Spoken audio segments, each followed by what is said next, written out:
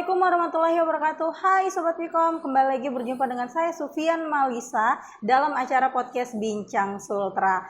Hari ini ada yang berbeda. Kalau biasanya nih ya, tim menyapa Sobat Wikom yang ada di rumah itu langsung dari studio podcast Diskom Info Sultra. Hari ini kita disuguhkan oleh pemandangan studio yang berbeda. Di manakah kita? Ada yang bisa tebak nggak ya teman-teman Sobat Wikom yang ada di rumah?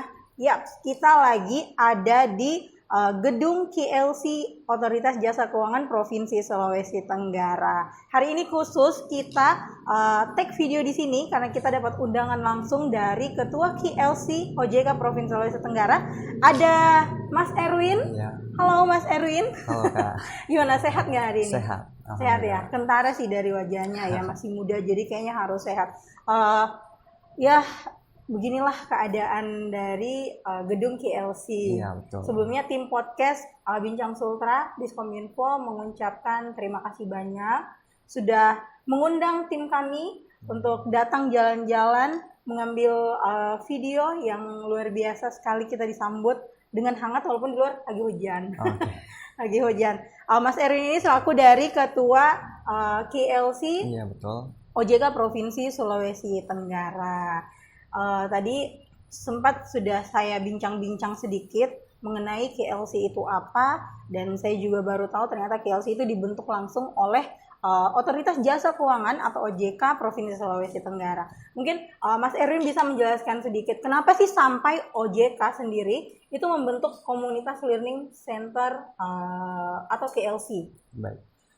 Untuk alasan atau latar belakang dari pembentukan Komunitas Learning Center Provinsi Sulawesi Tenggara ini oleh Otoritas Jasa Keuangan Sulawesi Tenggara adalah yang pertama adanya kesamaan persepsi dan kegiatan dari mahasiswa dari seprovinsi Sulawesi Tenggara, di mana persepsinya adalah perlu dan pentingnya ada edukasi kepada masyarakat umum mengenai literasi dan inklusi keuangan.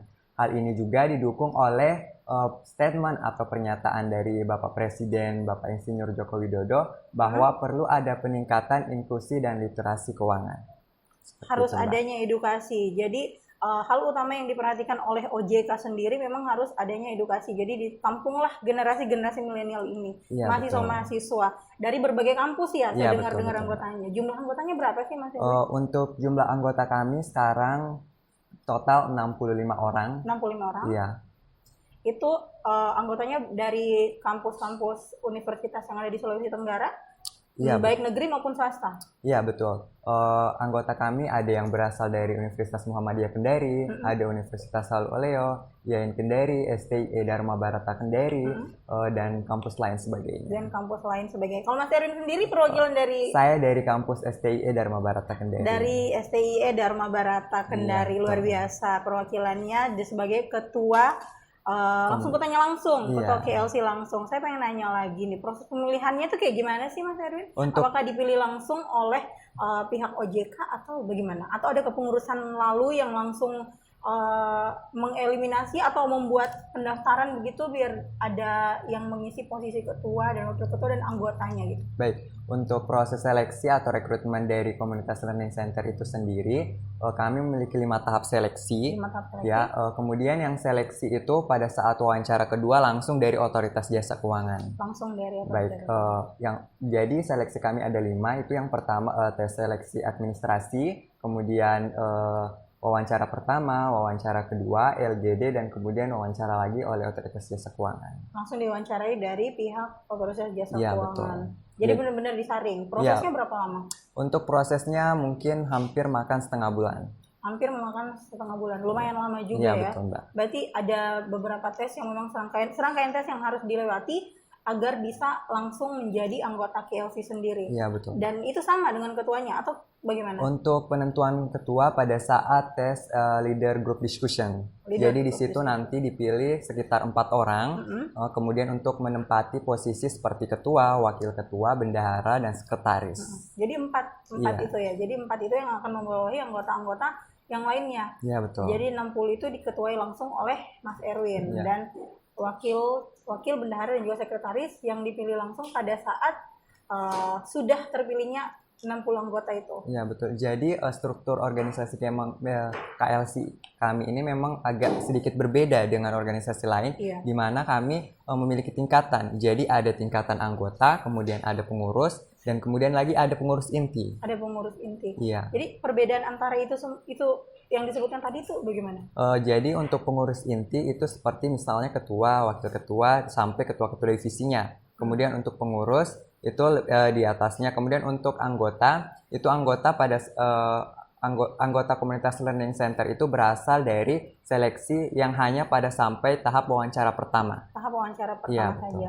Selebihnya langsung diserahkan kepada OJK yang Iya, menentukan. betul. Pihak OJK yang menentukan. Ada berapa orang sih dari pihak OJK sendiri?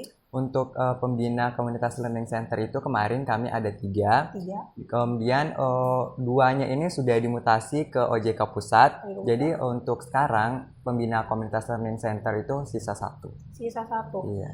KLC dibentuk pada tahun KLC dibentuk tahun 2016. 2016. Tentu saja dengan berbagai visi misi yang Iya. sama dan Iya, tinggal betul. dikembangkan oleh penerus-penerusnya. Iya, betul. Saya tuh pernah ikut kegiatan KLC juga. Iya.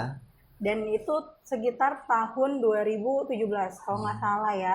Karena saya alumni Universitas Halu Oleo Kendari, sempat kenal juga sama ketuanya dari Unhalu juga, sempat ikut kegiatannya. Ya memang itu mengedukasi. Iya, Kalau betul. untuk mahasiswa mungkin sudah paham adanya KLC yang dibentuk oleh OJK sendiri itu adalah untuk mengedukasi keberadaan dari mungkin lebih menekankan OJK itu seperti apa, mungkin fungsi-fungsinya seperti Iya, apa. Jadi betul. bisa diselipkan dari dengan adanya komunitas learning center. Iya, betul. Tapi saya dengar-dengar KLC ini sempat mati suri ya. Iya, Itu gimana tuh Mas Erin? jadi sempat sekitar tahun 2018 dan 2019 itu komunitas learning center sempat vakum. Oh, vakum. Iya. Salah satu sebabnya mungkin dari kepengurusan yang kurang aktif dan berbagai faktor lainnya dan adanya pergantian kepala otoritas jasa keuangan. Jadi sempat ini ya perombakan Iya, habis-habisan. betul. Jadi dipilih lagi, harus dihidupkan kembali. Betul. Karena komunitas yang sudah dibangun itu ibaratnya harus jangka panjang. Iya. Mempertahankannya itu memang susah-susah gampang. Karena saya juga bagian dari komunitas, tapi bukan komunitas KLC zaman dulu. Jadi kayak paham aja gitu ke depannya harus kayak bagaimana. Dan kalau misalkan bicara tentang KLC, tugas fungsinya tadi udah disebutkan. Tentu saja untuk memberikan literasi kepada masyarakat. Iya, betul. Bukan hanya kayak kalangan mahasiswa kaula muda, tapi untuk semua umum. Iya. Terbuka untuk umum sendiri. Sejauh ini kegiatan-kegiatan apa saja sih yang sudah KLC lakukan? Untuk sejauh ini kegiatan kita sudah menyentuh ke wilayah 3T, terbelakang, terdepan, dan tertinggal. Misalnya saja kegiatan pertama kami itu ada yang disebut di Lanplas Social Environment. Jadi kita turun untuk mensosialisasi atau melakukan penyuluhan kepada ibu rumah tangga yang ada di Kelurahan Sambuli kemarin. Di Kelurahan Sambuli. Iya, Terjun betul. langsung ya Sobat Mikom Iya, di masyarakat. Wah, luar biasa sekali kegiatan-kegiatannya ya. Dan itu untuk melakukan apa? Sosialisasi, Iya, untuk literasi atau ya betul, untuk sosialisasi terkait edukasi. Kalau untuk ibu rumah tangga kemarin kami memilih topik terkait cara pengelolaan keuangan untuk keluarga masa kini. keuangan Iya. pengelolaan keuangan keluarga masa kini. Apalagi saat ini banyak ibu rumah tangga yang masih belum paham, Iya, betul. saking mungkin kurangnya pengelolaan keuangan tersebut, bahkan ada yang rela-rela untuk melakukan pinjaman online. Iya, betul. Jadi mungkin KLC juga memberikan edukasi terkait dari fungsi OJK Iya. terkait hal tersebut ya. Dari OJK sendiri, sejauh mana sih dukungan yang diberikan untuk komunitas learning center OJK? Iya. Kalau berbicara mengenai dukungan, saya rasa Otoritas Jasa Keuangan sangat memberikan dukungannya kepada kami, karena hal ini dibuktikan dengan seluruh anggaran dan fasilitas yang diberikan kepada kami itu 100% dari Otoritas Jasa Keuangan Sulawesi Tenggara. 100%. Jadi tiap kegiatan itu selalu di ACC. Iya, betul. Alhamdulillah ya. Jadi kayak benar-benar ada dukungan dan juga dari pihak KLC ada yang namanya output baliknya. Iya, Sudah betul. diberikan input, jadi harus diberikan output juga. Selain kegiatan-kegiatan yang ada langsung bersumber dari masyarakat, kegiatan apa sih yang sudah diadakan untuk kayak anggotanya gitu? Kalau untuk anggota kami, untuk meningkatkan sumber daya manusia KLC itu sendiri, kami kebetulan kemarin kami sudah melakukan training of trainer. Di sini topik kami kemarin itu public speaking. Kebetulan yang kami undang ini langsung orang-orang yang expert di bidangnya. Seperti yang kami undang kemarin itu Kak Vita Mauris dari presenter TVRI. Dari TVRI langsung. Iya, Jadi betul. memberikan training pengetahuannya langsung ke anggota-anggota KLC. Iya, betul. Jadi luar biasa ya. Jadi terstruktur ya Mas Erwin, harus memang selalu ada kegiatan karena kemarin sempat mati suri. Jadi pelan-pelan, mohon maaf vakum mungkin Iya. bisa dibilang ya. Vakum, jadi pelan-pelan dikembangkan lagi oleh Mas Erwin selaku ketua dan juga anggota-anggota Iya, yang insya Allah. lain. Alhamdulillah sejauh ini sudah mulai berkembang ya. Iya, insya Allah. Sudah mulai berkembang dan saya lihat juga kemarin di Instagram KLC aktif terus. Iya. Aktifnya karena banyak kegiatan dan kegiatan itu tentunya juga didukung oleh dari pihak OJK sendiri. Tantangannya sendiri menjadi ketua KLC itu seperti apa? Untuk tantangan sesuai bagi pemimpin itu pastinya yang pertama itu adalah sulitnya mengatur dari kepengurusan itu sendiri. Jadi misalnya saja untuk kepengurusan kami untuk mengumpulkan mahasiswa yang berasal dari berbagai kampus yang berbeda-beda yang memiliki jadwal kuliah yang berbeda-beda, memang itu sangat sulit. Jadi biasanya kami dari Komunitas Learning Center ini mau tidak mau meluangkan waktu kami di akhir pekan. Jadi kami Senin sampai Jumat kuliah, kemudian Sabtu Minggu kami pakai untuk di Komunitas Learning Center. Tapi tidak menutup kemungkinan ketika ada kegiatan bisa dipakai di hari Senin sampai Jumat juga. Iya, bisa. Jadi benar-benar full ya anak muda ini Ya, betul. luar biasa mengelola time manajemennya tuh luar biasa. Iya. Basically-nya kuliah jalan, komunitas juga harus jalan, jadi harus balance. Luar biasa sekali. Dan untuk divisi-divisinya sendiri Mas Erwin, Iya, ada apa aja sih di KLC? untuk divisi kami ada 5. Yang pertama 5 itu divisi? divisi sumber daya manusia, kemudian divisi financial service untuk formal, divisi financial service untuk informal, divisi humas dan publikasi, dan divisi digital skill. Ada digital skill. Karena saya sempat lihat, tengok juga, ternyata KLC ini sudah mengembangkan podcast sendiri. Iya, betul, Mbak. Luar biasa, dan itu dikelola langsung oleh anggotanya. Iya, Jadi memang komunitas benar-benar memanfaatkan sumber daya manusianya. 60 orang tuh banyak kok. Iya, betul. Masa tidak memberikan impact balik padahal sudah dikasih fasilitas sendiri.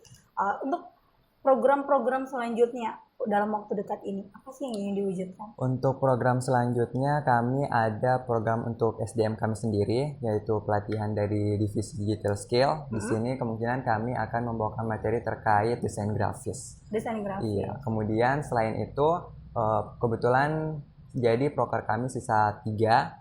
Itu ada yang seperti tadi digital skill, kemudian yang kedua kami study tour. Jadi selain untuk kami mendapatkan pelatihan secara teori, kami juga langsung terjun di tempat Ada industri jasa aplikasinya. keuangannya.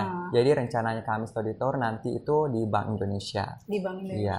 Kemudian yang ketiga ada yang dibilang collaboration to Hikmada. Nah, rencananya collaboration to Hikmada ini kami akan gabungkan dalam kegiatan Otoritas Jasa Keuangan BI dan Sultra yang mengadakan Expo UMKM. Expo UMKM. Iya. Iya, saya pernah dengar tuh Expo UMKM. Iya, Dan betul. itu program dari KLC ya? Bukan, ini Expo UMKM adalah program dari Otoritas Jasa Keuangan, BI dan Bank Sultra yang kemudian yang insya Allah dilakukan di MTQ nanti. Di MTQ nanti. Iya. Dan KLC terlibat di dalamnya. Iya, betul. Apakah ada komunitas lain yang dilibatkan juga gitu? Saya rasa untuk Bank Indonesia pasti akan melibatkan Genbi. Tentu saja. Iya. Komunitas mereka ya, tapi Iya, tetap betul. juga melibatkan bantuan dari teman-teman dari KLC sendiri untuk Betul, untuk Otoritas Jasa Keuangan kebetulan kemarin kami dipanggil dan dibilang kalau bisa Komunitas Learning Center yang menjaga standnya OJK. Jadi kami dipercaya untuk mengelola standnya OJK nanti pada saat Expo. Iya, ada satu kegiatan ya kemarin itu tentang literasi pameran inklusi keuangan. Iya. Kalau nggak salah ya. Dan di situ KLC juga ikut membantu, turut serta membantu. Iya, itu untuk itu bulan inklusi keuangan. Bulan inklusi keuangan. Semua yang terlibat dalam bagian finance manajemen semuanya turun di situ ya. Iya, betul. Dari tentu saja OJK, Bank Indonesia dan seluruh perbankan yang ada di Provinsi Sulawesi Tenggara, dan itu nasional, setahu saya nasional. Iya, betul, Mbak. KLC turut membantu. Wah, luar biasa ya, memang benar-benar diperdayakan secara langsung ya oleh teman-teman ini. Sebagai ketua sendiri menghadapi 5 divisi ini gitu, pasti tentu ada yang namanya tantangannya. Setiap orang kan berbeda-beda gitu. Mengelola 60 orang itu susah-susah gampang. Betul.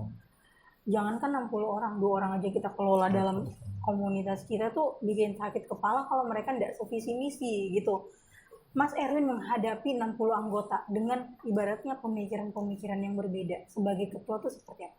Iya, kalau dari posisi ketua itu sendiri, bagaimana cara menghadapi anggota, itu yang pertama tentu kita harus bisa berbaur dan memahami bagaimana karakteristik masing-masing dari mereka. Jadi kita tidak boleh timpang tindih antara anggota yang satu dengan anggota yang lain. Kemudian berdasarkan struktur organisasi kami itu yang misalnya ada pengurus, anggota, dan pengurus inti. Jadi pengurus inti ini setiap ada kegiatan tidak bisa lepas dari setiap program proker dari divisi tersebut. Kemudian anggota di sini mereka tidak terikat di bawah divisi. Jadi untuk anggota yang berjumlah 32 orang ini, ketika ada proker yang lain, misalnya saja dari proker digital skill, mereka bisa mengikuti. Kemudian ada proker lagi dari SDM, mereka bisa membantu juga di situ. Jadi berarti untuk anggota ini lebih bebas. Iya benar. Berarti yang harus langsung terjun ya? Iya, betul. Tidak harus kayak sudahlah, bukan divisi saya juga, ya, betul, ngapain buang-buang tenaga untuk membantu gitu. Tapi harus ada yang namanya kekeluargaan, kekompakan. Jadi yang namanya komunitas kalau sudah dibangun hal itu, insya Allah akan berkepanjangan. Salah satunya sudah diterapkan oleh Mas Erwin selaku ketua dari KLC OJK Provinsi Sulawesi Tenggara. Banyak tantangannya juga gitu. Dari 5 divisi ini, apakah ada program-program tertentu yang sudah dijalankan dari kelimanya, atau seperti yang Mas Erwin bilang tadi harus anggotanya berbaur, jadi kayak cuma satu program kerja aja gitu? Iya, dari setiap masing-masing divisi tentunya memiliki program kerja yang seperti divisi SDM, nah yang seperti tadi yang saya terangkan di awal seperti training of trainer. Kemudian untuk divisi digital skill itu juga memberikan training terkait desain grafis dan lain sebagainya. Kemudian untuk divisi financial service formal, dia lebih mengenai edukasi di lembaga formal. Misalnya kemarin kegiatan kami itu di Lanklas Goes to Campus di Fakultas Hukum, kemudian di Lanklas Goes to School. Nah, kalau untuk yang informal seperti yang saya katakan di awal tadi, seperti misalnya yang lebih ke masyarakat seperti ibu rumah tangga dan lain sebagainya. Jadi semuanya tuh harus searah gitu ya dengan KLC sendiri dan tentunya dukungan dari OJK sendiri. Kalau misalkan kegiatan-kegiatan OJK, apakah memang benar-benar 100% dilibatkan KLC-nya? Untuk sebenarnya Komunitas Learning Center kegiatannya kami ini dilibatkan untuk bagian edukasi dan edukasi literasi dan inklusi keuangan. Jadi ada program langsung OJK yang seperti di Lanklas. Nah, itu program kerja langsung dari OJK. Tapi penyelenggaranya tetap diberikan kepada kami. Jadi mereka hanya membuka sebagai materi dan lain sebagainya. Sebagai materi, jadi tapi tetap melalui OJK-nya. Iya, betul. Tapi harus kembali lagi ke KLC-nya karena kan yang membantu mengelola KLC-nya. Iya. Jadi kesinambungannya itu ada. Iya, gitu kan? betul. Untuk anggotanya sendiri nih, wakil ketua, bendahara, sekretaris, apakah itu juga ikut turut serta membantu divisi-divisi yang lain? Iya, tentu Mbak. Untuk 9 pengurus inti seperti ketua, wakil ketua, sekretaris, bendahara, itu tidak bisa lepas dari kepanitiaan setiap program kerja. Jadi bisa dibilang kami pengawas dari panitia program kerja itu sendiri. Panitia program kerja itu sendiri, tapi tetap di bawah di bawah bukan kendali sih, di bawah ininya kontrol dari Mas Erwin sendiri. Iya, betul Mbak. Sebagai ketua KLC-nya ya. Iya, karena kami tidak bisa melepas begitu saja terkait ketika kami membentuk panitia langsung dilepas, itu tidak bisa. Jadi kami tetap mengawasi mereka, mengarahkan yang mana baik, dan itu juga kami terus melakukan konsultasi langsung ke Otoritas Jasa Keuangan. Jadi setiap ada kegiatan kami konsultasi dulu ke Otoritas Jasa Keuangan karena memang kami membawa nama baik Otoritas Jasa Keuangan Sulawesi Tenggara. Iya harus, karena mereka yang membentuk kan. Iya, betul. Tim OJK langsung yang membentuk, diberi kepercayaan kepada KLC, jadi harus dijalankan sesuai dengan standar dan prosedur dari OJK Provinsi Sulawesi Tenggara secara langsung. Kalau dari OJK-nya sendiri, melihat KLC seberapa penting sih untuk mereka menurut pandangan dari Ketua Mas Erwin selaku Ketua? Iya, kalau dari pandangan Otoritas Jasa Keuangan terhadap komunitas Learning Center, saya rasa kami cukup dilirik oleh Otoritas Jasa Keuangan karena mulai dari pelantikan dan anggaran lain sebagainya itu semua didanai oleh Otoritas Jasa Keuangan. Bahkan pelantikan kami itu langsung dibuka oleh Kepala Otoritas Jasa Keuangan dan dihadiri oleh seluruh Dewan Komisioner Otoritas Jasa Keuangan Sulawesi Tenggara. Sulawesi Tenggara. Iya. 100% insya Allah dibuka. Iya, betul. Diberikan peluang, diberikan wadah untuk menampung kreativitasannya dan bagaimana kreativitas tersebut keluar menjadi input dan output untuk OJK-nya juga Iya, dan betul. KLC-nya secara langsung. Kalau untuk kayak rapat evaluasi gitu, ada nggak sih? Ada, betul Mbak. Kebetulan kemarin kami kan di sini proposal kami itu bergelombang. Jadi setiap habis proposal kami itu melakukan evaluasi baik dari keaktifan pengurus itu sendiri maupun bagaimana mengevaluasi kembali proker apakah ada kekurangan-kekurangan sebelumnya. Ada kekurangan-kekurangan sebelumnya. Itu tiap bulan? Tidak, setiap 3 bulan sekali. Setiap 3 bulan sekali. Dan itu jadi bahan laporan kinerja dari KLC untuk OJK atau Iya, betul. hanya memang jadi arsip aja gitu? Untuk hal tersebut, evaluasi tentunya setiap habis proposal kami itu harus mengajukan laporan pertanggungjawaban kepada OJK. Jadi seluruh anggaran yang keluar itu tentunya kami harus pertanggungjawabkan. Karena kebetulan kami dari Komunitas Learning Center itu anggotanya pada umumnya berasal dari jurusan akuntansi, sehingga kami harus mengolah anggaran tersebut sesuai standarnya. Jadi harus ada laporan keuangannya dan lain sebagainya. Kalau di perusahaan itu ada CALK-nya, catatan akhir laporan keuangan. Iya, betul. Jadi harus dilampirkan yang seperti itu. Kalau untuk kayak dananya sendiri dari KLC, apakah ada dana eksternal yang lain? Misalkan nih teman-teman KLC mungkin mencari dana di tempat-tempat lain untuk membantu, atau memang benar-benar dananya dari OJK? Baik, untuk kepengurusan sebelumnya itu ada divisi kewirausahaan. Tapi untuk kepengurusan kami ini, divisi kewirausahaan itu dikesampingkan terlebih dahulu karena kami memang sekarang difokuskan untuk melakukan edukasi. Untuk edukasi saja dulu. Iya, betul. Jadi untuk kegiatan kewirausahaan benar-benar tidak ada. Iya, tapi untuk kas Komunitas Learning Center ini juga berasal dari anggota Komunitas Learning Center sendiri itu. Jadi kami biasanya ada pengumpulan 5.000 per bulan untuk tapi itu untuk kas Komunitas Learning Center ya dipakai untuk Komunitas Learning Center sendiri. Dan itu tidak dipaksakan ya? Iya, betul. Dari 60 anggota itu semua setuju? Iya, setuju. Setuju saja ya. Jadi memang harus ini. Soalnya kalau menyangkut bicara masalah anggota kan yang seperti tadi kita obrolin tuh ada banyak kepala gitu. Iya, betul. 2 kepala aja bikin sakit kepala.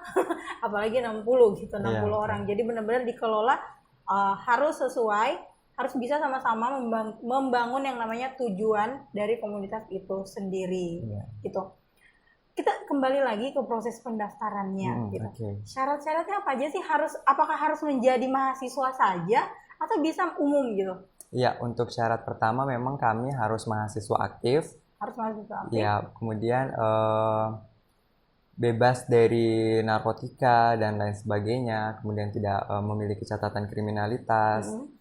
Saya rasa hanya itu persyaratannya. Hanya itu persyaratannya, dan sisanya ditentukan oleh teman-teman dari OJK langsung yang menilai. Betul. Mulai dari proses seleksi berkasnya, wawancara, sampai dengan penerimaan dan dilantiknya sebagai keanggotaan dari KLC sendiri. Untuk Mas Erwin sendiri gitu, tantangannya membangun komunitas ini yang sempat vakum dan meyakinkan akan bisa jangka panjangnya itu berdiri itu seperti apa? Ya, untuk tantangan pertama memang karena kami ibaratnya kayak baru membangun kembali, tentu tantangan pertama yaitu kami belum terlalu dikenal di luar sana. Nah, sehingga ketika kami ingin melakukan penyuratan, itu kami masih harus membonceng nama Otoritas Jasa Keuangan agar lebih dilirik untuk permohonan sosialisasi tersebut. permohonan itu, iya. sosialisasinya. Jadi PR juga sih sebenarnya.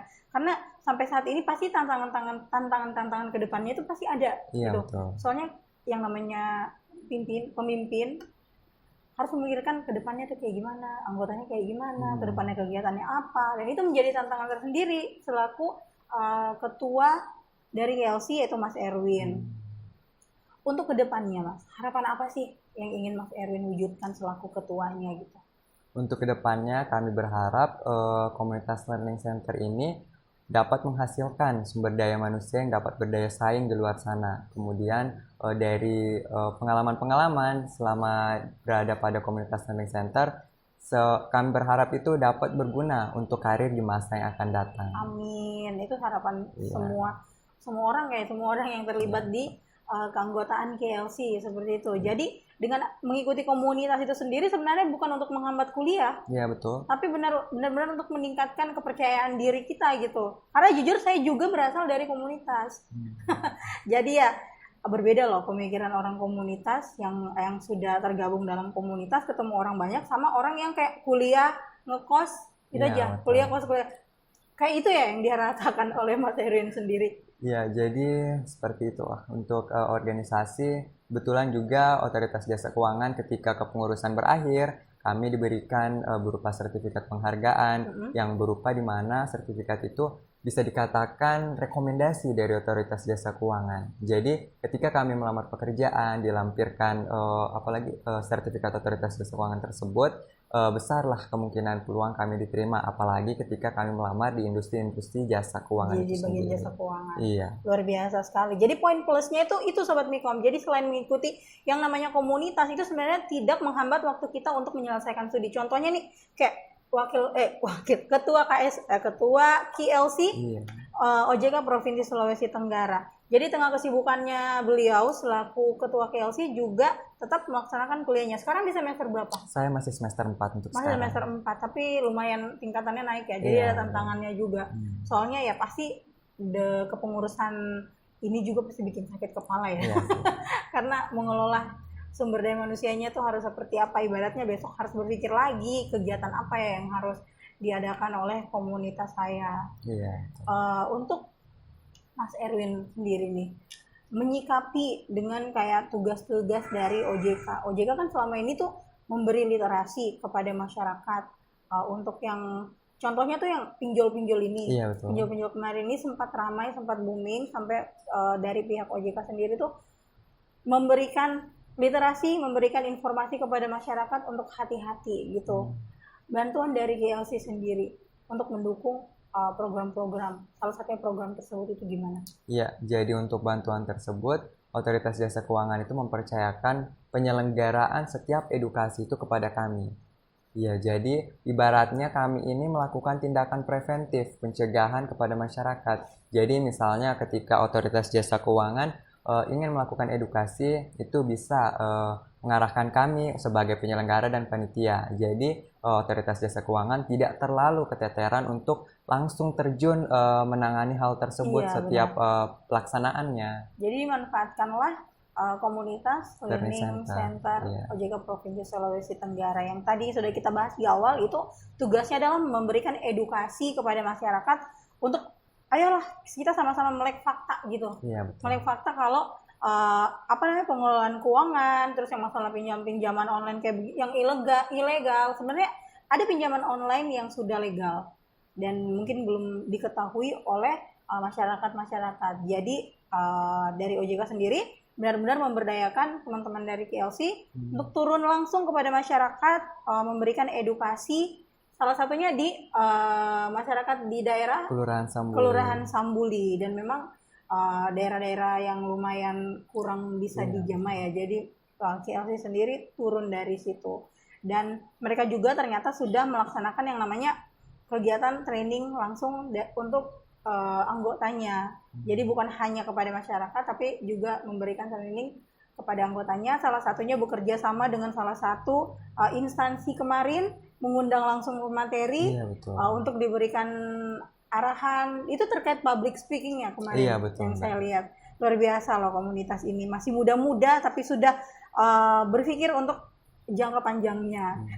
Sudah bisa mengelola manusia gitu, mengelola sumber daya manusianya, mengelola sumber daya yang ada di dalam komunitas ini, juga memplanning time manajemennya supaya sesuai lah, kuliahnya jalan, komunitasnya jalan, supaya seimbang. Soalnya kalau kita hanya kayak jadi generasi muda yang hanya kuliah tapi tidak mengkaji dirinya kita, memberikan kreativitasan, kita mencari tahu kreativitasannya kita seperti apa, jujur akan nge-stuck di situ-situ aja gitu. Karena dunia kerja tuh berbeda dengan dunia pendidikan. Jujur saja sih ya, itu sudah banyak terbukti sih Mas Erwin, dan yang saya lihat teman-teman KLC kayaknya insya Allah berdaya semua ya. Setelah vakum dan diketuai oleh Mas Erwin, benar-benar ayolah bangkit lagi gitu kan. Mau sampai kapan? Soalnya komunitas yang sudah dibangun dari awal yang harus dipertahankan. Kayak gitu. Untuk kedepannya itu apakah akan ada kerjasama lagi dari pihak luar? Mungkin dari teman-teman Kominfo juga mungkin bisa diajak kerjasama. Boleh Mbak. Boleh. Tadi ada program digitalisasi. Siapa tahu Mas Erwin minta bantuan dari teman-teman Kominfo? Iya boleh. Mungkin kita kan juga sekarang sangat tertarik dengan vintage. Jadi mungkin kami bisa mengundang orang yang expert dari Kominfo untuk menjelaskan kami terkait vintage khususnya vintage keuangan itu sendiri. Vintage keuangan itu sendiri. Tapi tidak menutup menutup kemungkinan memang yang namanya digitalisasi yang ada di divisinya Mas Erwin itu, divisi kami juga, kantor kami juga memang ada gitu. Di Kominfo sendiri juga ada. Karena kenapa? Karena di era pemerintahan sendiri itu ada yang namanya transformasi digital. Iya betul. Digital itu penting sekali loh. Ibaratnya masa kita tertinggal sih. Jadi yang benar-benar harus dikembangkan secara langsung, dan itu harus ada paksaannya juga gitu. Makanya tadi saya sempat kayak speechless, luar biasa.